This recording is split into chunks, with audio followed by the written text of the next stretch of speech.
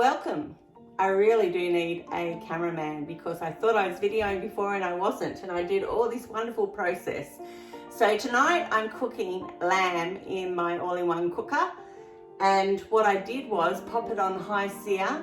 I massaged oil into my lamb and then I seared it until all sides were brown. Took that out, I've popped in some potatoes.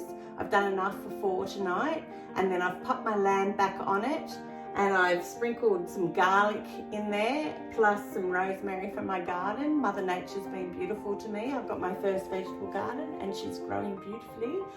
And then I popped 1 cup of red wine. I'm not drinking through the week, so it's okay to cook with it, I think.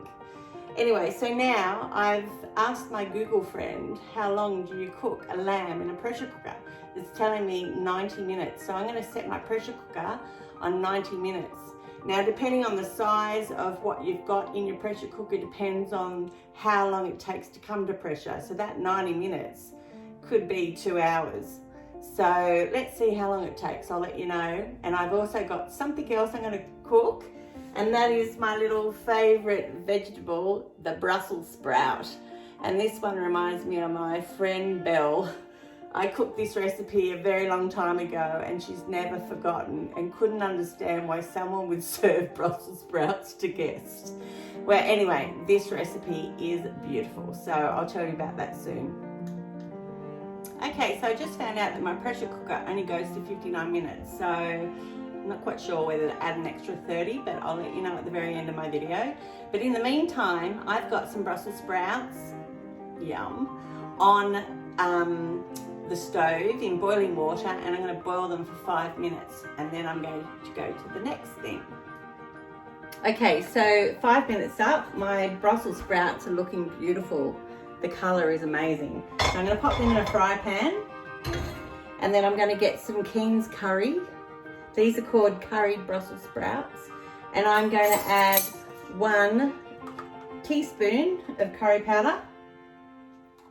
I'm also going to use 2 tablespoons of my chutney that I cooked. So if you Google Mama Gibbo's kitchen, you'll find the recipe for some chutney. So I'm just going to put 2 tablespoons in.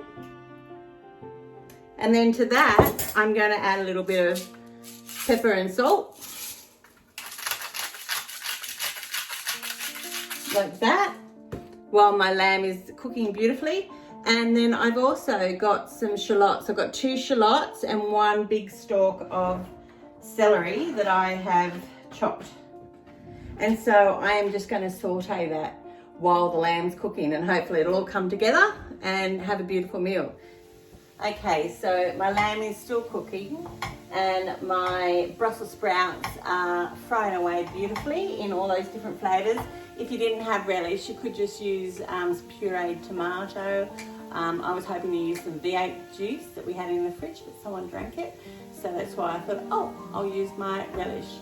Now, while this is not where I have to hang in the kitchen while my lamb cooks, I did look at that wine and go, well, just 1 glass. Oh well, we're only human. Okay, I'm just releasing the steam from my pressure cooker. I always use a chuck so I save my sealing. I know I've mentioned that in several videos, but I thought I should do it again. I have no idea what to expect, but that just smells fantastic. So let's have a look what we've got. It looks pretty cooked to me. So I'm going to serve up now and I'll take a photo. Thanks for watching.